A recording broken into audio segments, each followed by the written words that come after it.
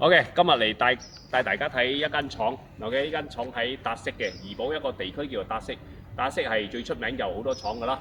所以呢個係佢嘅工業地。OK， 工業地嚟嘅。OK， 佢係industrial land。OK， 所以總共係 freehold 啦，freehold， 然之後佢嘅闊度係1個 acre。OK， as you can see， 佢係成幅地都係空㗎啦。其實呢個係搭開間屋仔啊，之後搭開個棚㗎啦。係你可以照下就佢個 size 成幅地係長面嘅，都係長面嘅成幅地